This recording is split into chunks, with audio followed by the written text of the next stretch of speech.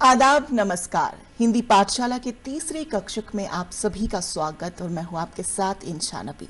दर्शकों, जिस तरह से आप जानते हैं कि गुज़श्ता 2 कक्षाओं में हमने हिंदी भाषा के ताल्लुक से वॉवेल्स को हमने सीखा, जाना और साथ ही साथ में प्रोनाउंसिएशन के हवाले से भी बातचीत की। तीसरे कक्षक में हम मजीद आगे बढ़ेंगे, लेकिन उससे पहले मैं डॉक्टर साहब से अनुरोध करना चाहूंगी कि आप हमें 2 कक्षाओं जो हमने पहले ही सीखे हुए हैं उनको थोड़ा सा ब्रीफ बताएं ताकि हमारे दर्शकों को आगे समझने में थोड़ी सी आसानी हो जाए। जी बिल्कुल, जैसा कि हमने पिछली जो 2 कक्षाएं हुई हमारी, हमने उन 2 कक्षाओं में अपने दर्शकों को ये दिखाने का प्रयास किया था कि हिंदी भाषा में कितने स्वर है और उन स्वरों का उच्चारण किस प्रकार से किया जाता है। जी। जैसे कि हमारे दर्शक अपने टीवी स्क्रीन पर भी देख सकते हैं, कुल मिलाकर उनकी जो संख्या वो 13 है। जैसा कि ये अपने टीवी स्क्रीन पर हम देख सकते हैं कि वो इस प्रकार, वो वॉवेल्स इस प्रकार है: अ, आ, ई, उ, फिर उ, रि, ए, आई, ओ, औ, अन, अहा। जी। जैसा कि अगर हम यदि इनसे फिर शब्द जो बनाते हैं, जो इनसे जो शब्द निर्माण होता है, उनका उच्चारण भी मतलब जिससे हमारे दर्शक आसानी से समझ सकते हैं कि अ से जैसे हम छोटे बच्चों को जैसे हम सिखाते हैं कि अ से अनार, जी। तो आप खुद देख लीजिए अनार में किस प्रकार से उसका स्टार्टिंग होता है, उसका प्रोनाउंसिएशन कैसा होता है, आ। तो वही उच्चारण इस पहले वॉवेल का हमारा है। फिर उसके बाद आम, इसको थोड़ा सा आप देखिए कि इसमें मतलब जो वायु है, जो हमारे मुंह से जो वायु निकलती है, उसमें थोड़ा सा एक अंतर दिखाई देगा आपको। जैसे कि जो हम पहला वॉवेल जब हम उसका उच्चारण करते हैं, उसको प्रोनाउंस करते हैं, तो हम उसको बिल्कुल हमारे मुंह से एक छोटी मतलब एक छोटी सी एक वायु निकलती है, कम मात्रा में वायु निकलती है, कम क्वांटिटी में। लेकिन इसके बरक्स जब हम आ पर आ जाते हैं तो उसमें थोड़ा सा हमारे मुंह से जो है वायु अधिक निकलती है, ज्यादा निकल सकती है। और इस आधार पर इनको लघु स्वर और दीर्घ स्वर की कैटेगरी में रखा गया था। लघु मीन्स छोटा, जैसे कि अ में आता है जिसमें वायु की मात्रा कम हो, छोटे वॉवेल्स या शॉर्ट वॉवेल्स जिनको हम कहते हैं, अ। फिर उसके बाद जो आ आता है वो हमारा दीर्घ लॉन्ग वॉवेल्स में आएगा, ए फिर से छोटा, फिर ई। आप देखिए कि एक रैंडम सा चलता जाता है कि अ, आ, ई, जी, उ, ऊ, फिर रे, ए, आई, ओ, औ, अन, अहा। ये जो लास्ट के 2 आप देख रहे हैं, 11 के बाद जो आप 12 और 13 देख रहे हैं, जो अन है इसको अनुनासिक भी कहते हैं, क्योंकि अनुनासिक में जो नेजल होता है, अनुनासिकी जो होता है, इसकी जब हम इसका उच्चारण करते हैं तो हमारे नॉस्ट्रिल्स से इसकी आवाज निकलती है, नेजल साउंड होता है। इसी आधार पर इसको अनुनासिक भी कहा जाता है। और जो इसका अंतिम स्वर जिसको हम कैटेगरी में रखते हैं वो आ, इसको हम विसर्ग के नाम से भी जानते हैं। चलिए डॉक्टर साहब, हम थोड़ा सा आगे बढ़ाते हैं अपने आज के कक्षक को। जिस तरह से हमने गुज़श्ता एपिसोड्स में जो हमने बातचीत की थी मात्राओं के हवाले से, आज हम जानने की कोशिश करेंगे कि मात्राओं को शब्दों में किस तरह से प्रयोग होता है। जी बिल्कुल, जैसे कि हमने इससे पहले भी जानने की कोशिश की थी और हमने अपने दर्शकों को ये भी बताया था कि हिंदी के जितने भी वॉवेल्स हैं उनकी अपनी एक सिंबल होती है जिसको हम हिंदी में मात्रा के नाम से जानते हैं। बिल्कुल। और फिर जब हम इसके बाद फिर कॉन्सोनेंट्स पे आ जाते हैं तो वहां पे हमें इन मात्राओं का ही प्रयोग करके एक शब्द बनाने की आवश्यकता पड़ती है। बिल्कुल। हम अपने दर्शकों को अपने टीवी स्क्रीन पर भी दिखा सकते हैं कि इन मात्राओं का प्रयोग किस प्रकार से किया जाता है। जैसे कि सर्वप्रथम हमने ये भी हमारे दर्शकों को याद रखना चाहिए कि जो अ है इसकी कोई भी मात्रा नहीं होती है, क्योंकि ये जो है, जो इसके बाद जो कॉन्सोनेंट्स हमारे आते हैं, जो हमारे व्यंजन आते हैं, ये प्रत्येक व्यंजन में ये उपस्थित रहता है। ये जितने भी हिंदी के कॉन्सोनेंट्स हैं उन कॉन्सोनेंट्स में ये ऑलरेडी प्रेजेंट रहता है, तो इसकी अलग से कोई मात्रा नहीं है। हाँ, उसके बाद जितने भी हमारे स्वर आते हैं उनकी अपनी एक मात्रा है। जैसा आप देख सकते, आ की मात्रा आप देख सकते हैं। इसके बाद जो लाल कलर की एक डंडी सी दिखाई दी गई है जी, तो बिल्कुल एक लाइन सी जो है, जो आप ये गोलाई देख रहे हैं, ये एक कंसोनेंट या एक अक्षर को डिनोट करता है, लेकिन इसकी मात्रा जो एक खड़ी पाई आप देखते हैं, एक लाइन सी दिखते हैं, या रोमन के 1 के जैसा जिसको हम पाते हैं, ये इसकी मात्रा है। फिर मैंने यहाँ पे ये समझाने का प्रयास किया है कि ताकि हमारे दर्शक या जो भी बच्चे इस प्रोग्राम को देख रहे हैं वो आसानी से इस बात को समझ पाए कि इसका अर्थ क्या है, मतलब इसका प्रयोग कैसे होता है। वहां पे मैंने लिखा है, फिर हमने जो पहला, फिर जो थर्ड कॉलम है हमारा, उसमें मैंने जो पहला अक्षर लिखा है, पहला कंसोनेंट लिखा है, वो है क। उसके बाद आप दोबारा से देखेंगे जो ये स्काई ब्लू कलर में हम देखते हैं, ये मैंने फिर आ लिखा है, पूरा आ, बस दर्शकों को समझाने के लिए, क आ, फिर मैंने अंत में म लिखा है। तो इस हिसाब से हमारा जो ये काम शब्द है ये इस प्रकार से होना चाहिए, क्योंकि क हमने रखा है, उसके बाद आ फुल, उसकी मात्रा नहीं, खाली हमने एज इट इज वॉवेल को रखा है वहां पे, क आ म। अब जो उसके बाद कॉलम आता है, अब देखिए क एज इट इज वैसे का वैसा है, लेकिन आ की जगह मैंने खाली उसकी मात्रा लिखी है जी। हमारे दर्शक यहाँ पे क्लियरली देख पा रहे होंगे कि मैंने आ वॉवेल को हटा के उसकी मात्रा को वहां पे प्लेस किया हुआ है जी। और फिर अंत में म भी एज इट इज रखा है। तो फिर आप अंत में देखिए कि उसका शब्द कैसे बनता है, क आ म, काम। काम बिल्कुल इस तरह से। और उसके बाद जैसे कि ई की मात्रा मैंने दिखाई है, हाँ आप देखेंगे कि जितनी भी वॉवेल्स है, जितनी, ये मैंने पिछली कक्षा में भी बताया था कि जितनी भी वॉवेल्स है वो अक्सर क्या होता है, या तो वो एक अक्षर के आने के बाद, अक्षर के आने के बाद, जैसा कि आप यहां पर भी देख पा रहे हैं इन वॉवेल्स में कि हर कोई जो मात्रा है ये इस गोलाई के उसके पहले ये सर्कल रखा गया, उसके बाद उसकी मात्रा को दिखाया गया है। लेकिन एक में इसकी स्थिति कुछ अलग है, ये पहले ये एक अक्षर या वर्ण से पहले डाली जाती है, हाँ, लेकिन जब हम उसको पढ़ते हैं वो फिर पढ़ने में ये वर्ण के बाद आएगी, लेकिन लिखने में उससे पहले इसका यूज करना है। जैसे यहां पे मैंने लिखा है द प्लस, फिर मैंने ए एज इट इज वॉवेल को रखा है, फिर न, दिन, द ए न दिन। उसके बाद देखिए मैंने द एक ये जो वॉवेल है उसको हटा के मैंने उसकी मात्रा को रखा है, द ए न दिन फिर से।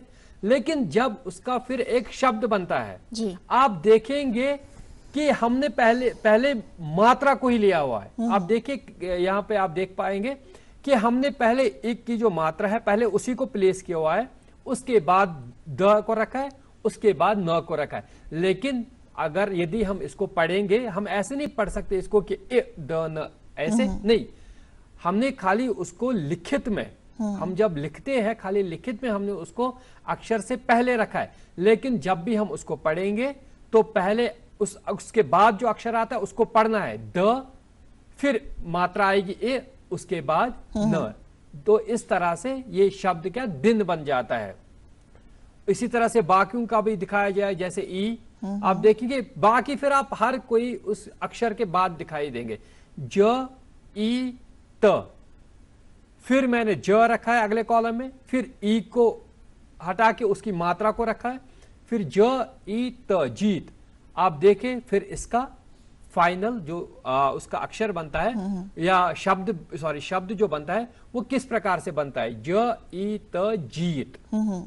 या इस प्रकार से हम कोई और शब्द भी बना सकते, म, ई, त, मीत, र, ई, त, रीत। इस प्रकार से अनगिनत शब्द है जो हम इन मात्राओं का इस्तेमाल करके, मात्राओं का प्रयोग करके हम विभिन्न प्रकार के सैकड़ों लाखों शब्द बना सकते हैं। बिल्कुल। और इस तरह से जो बाकी अक्षर भी आते हैं, बाकी वॉवल, ए की मात्रा आती है या उ की मात्रा आती है, जो उ और उ की मात्रा होती है ये अक्षर के नीचे इनका यूज होता है।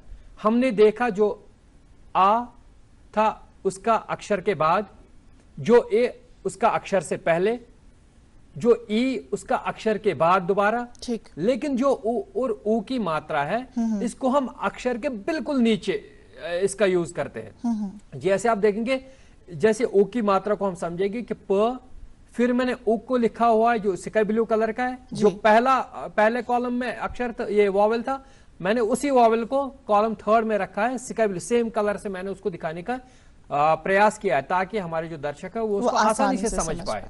आप देखिए कि मैंने प फिर उ को रखा है, उसके बाद ल को जी। तो उसके बाद मैंने प, आप देखिए जो कॉलम सेकंड में उसकी मात्रा मैंने दिखाई थी बिल्कुल एज इट इज उसी कलर की मैंने वहां पे भी सेम उ की, ताकि हमारे दर्शकों को कोई कंफ्यूजन ना हो, कोई या कोई कठिनाई ना हो समझने में। इसलिए मैंने एक प्रॉपर कलर कॉम्बिनेशन के माध्यम से ये दिखाने का सरल तरीका इस्तेमाल किया है। तो आप देखेंगे कि प फिर उ की मात्रा फिर ल जी। तो अंत में इसका शब्द कैसे बनता है? प। आप देखेंगे शब्द प के नीचे मैंने इसकी हाँ इसकी मात्रा जो है बिल्कुल शब्द की या अक्षर के नीचे इसका यूज किया है। प उ ल पुल। इसी तरह जो ऊ की मात्रा है ये भी बिल्कुल आप देखेंगे कि जो आपने ऊपर देखा था ये उर्दू के वो लगता है वो पेश, जो हम उर्दू में जो पेश होता है उसके जैसा मिलता जुलता है बिल्कुल। हाँ जो ऊ की मात्रा है ये बिल्कुल ऐसे, लेकिन उसका उल्टा। आप इसको बिल्कुल इसको उल्टा घुमाना है तो आपकी ऊ की मात्रा बन जाएगी। जैसे फ ऊ ल, फिर मैंने लिखा है फ, फिर उसकी मात्रा का यूज किया है, फिर ल। और सॉरी यहां पे ये शब्द गलत आया है, ये फूल है, फ ऊ ल फूल। हाँ लेकिन मात्रा का सही उपयोग जो हमारा शब्द वहां पे दिखाया गया इस्तेमाल हुआ उसमें भी सही, स ऊ च सूच न आ ना, सूचना, इंफॉर्मेशन।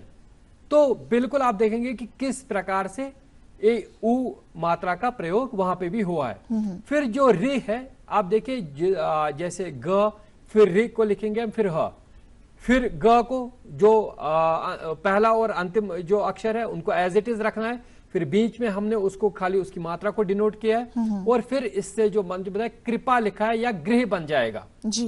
कृपा या गृह, कृपा में भी सही शब्द है, गृह में भी सही शब्द है। गृह मीन्स होम, कृपा मीन्स मुझ पे ब्लेसिंग, कर्म कीजिए बिल्कुल। और इसी तरह से फिर बाकी ए आई ओ आओ अन आहा। आप देखिए कि कैसे मैंने बिल्कुल जैसे मैंने इससे पहले के स्वरों की मात्रा दिखाई थी बिल्कुल उसी प्रकार से देश, द में ये जो ए की मात्रा है ये शब्द के ऊपर आप देखिए जो ये सर्कल जैसा बना है मैंने बिल्कुल इसके ऊपर ये इसकी मात्रा को दिखाया है। इसका मतलब है जिस भी शब्द के साथ ये, जिस भी अक्षर के साथ ये लगाने की आवश्यकता पड़ेगी ये उस अक्षर के ऊपर खींचनी है, एक टेढ़ी लाइन सी। आप देखेंगे द, फिर ए श, देश। आप देखिए द, फिर इसके ऊपर मैंने एक स्लैंट लाइन से खींची है और फिर श, देश, मुल्क, कंट्री।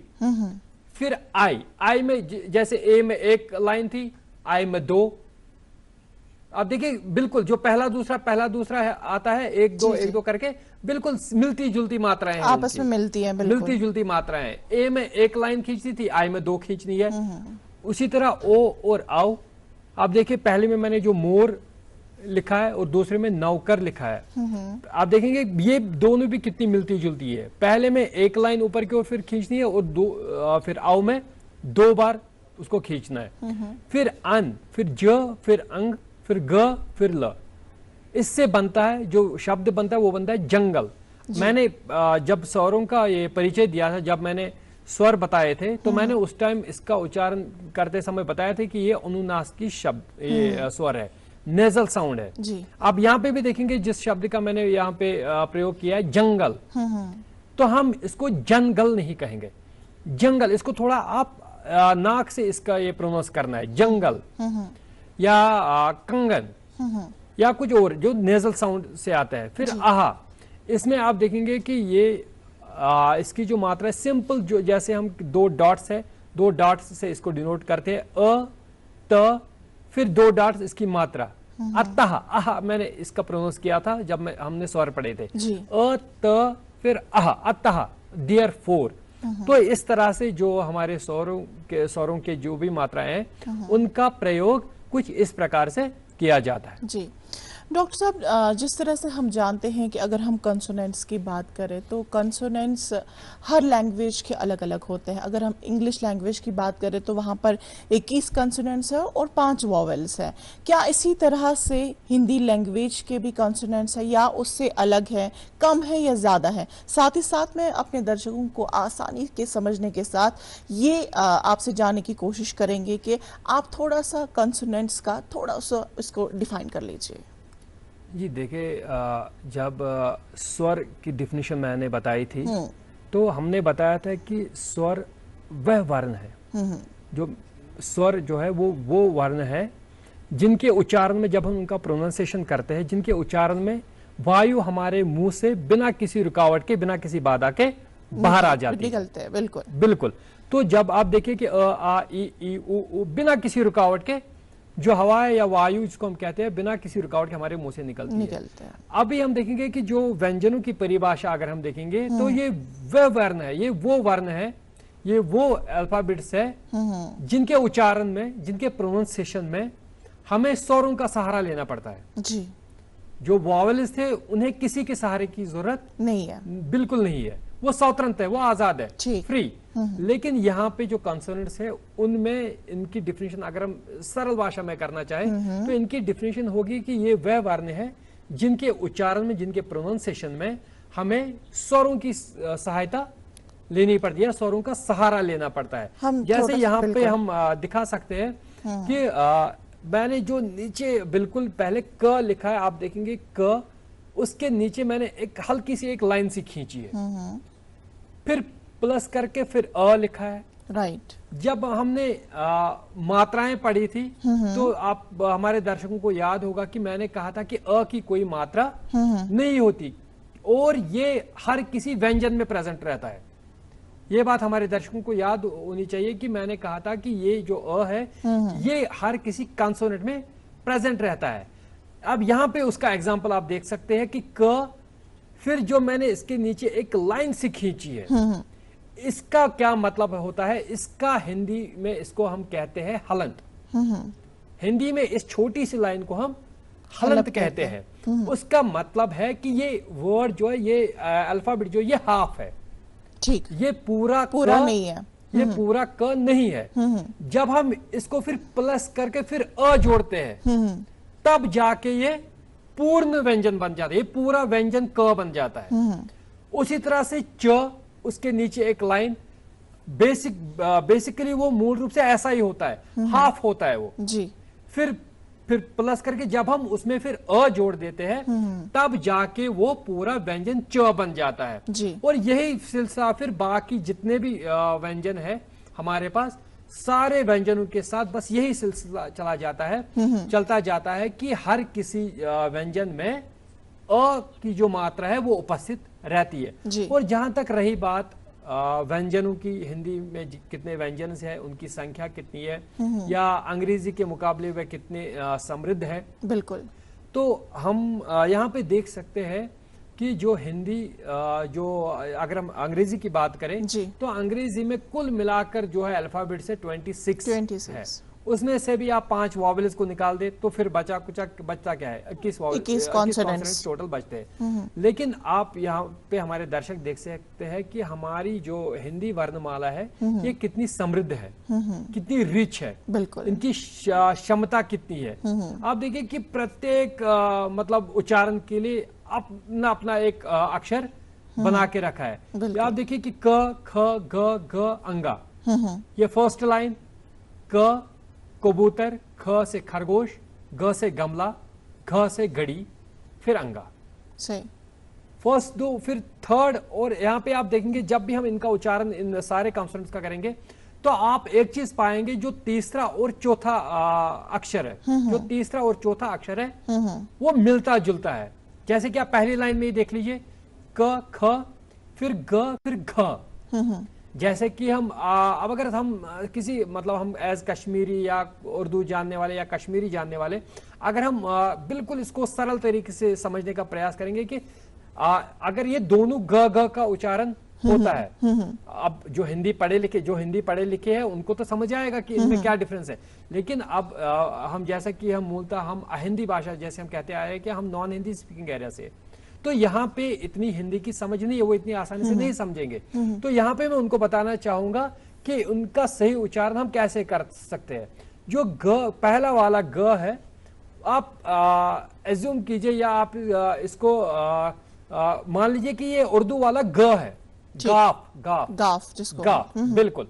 और जो उसके बाद घ उसमें जो दुचश्म हम जोड़ देते हैं, फिर गाफ दुचश्म जी।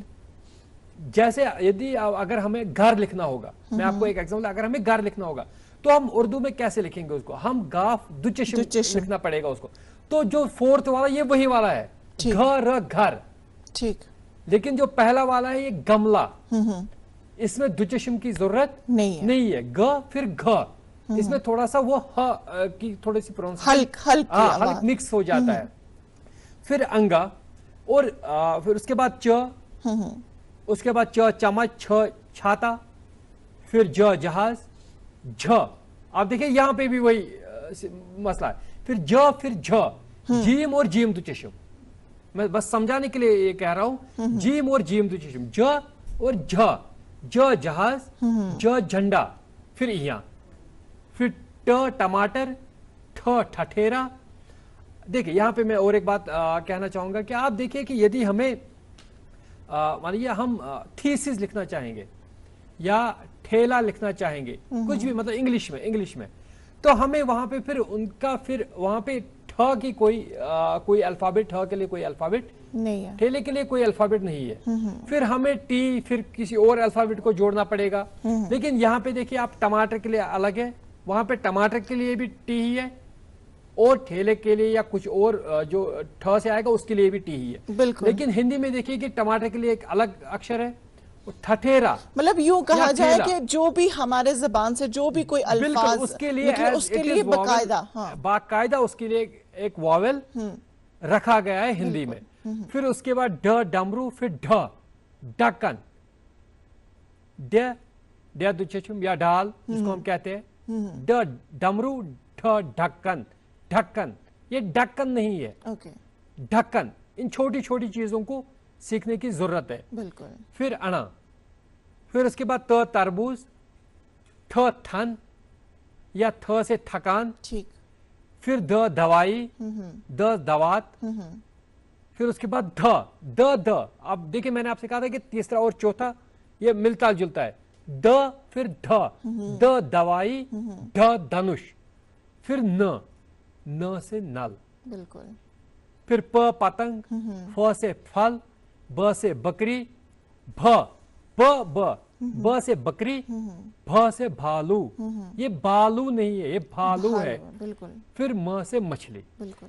देखिए अगर हम यहां तक इनकी बात करें तो इनको हिंदी में स्पर्श व्यंजन भी कहते हैं। वो हम आगे चलकर फिर हम उसकी चर्चा करेंगे।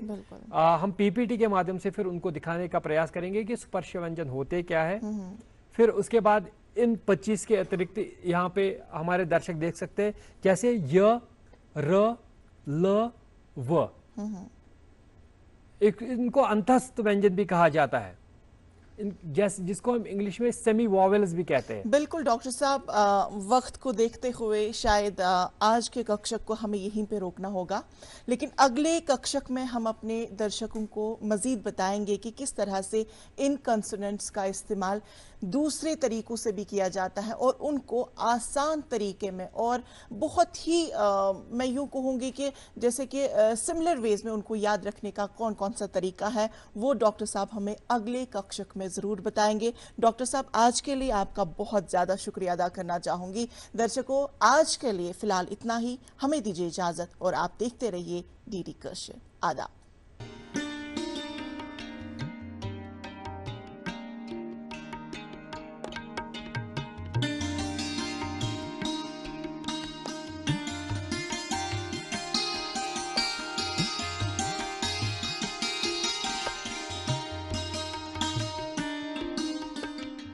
महीने का आखिरी रविवार जब बजते हैं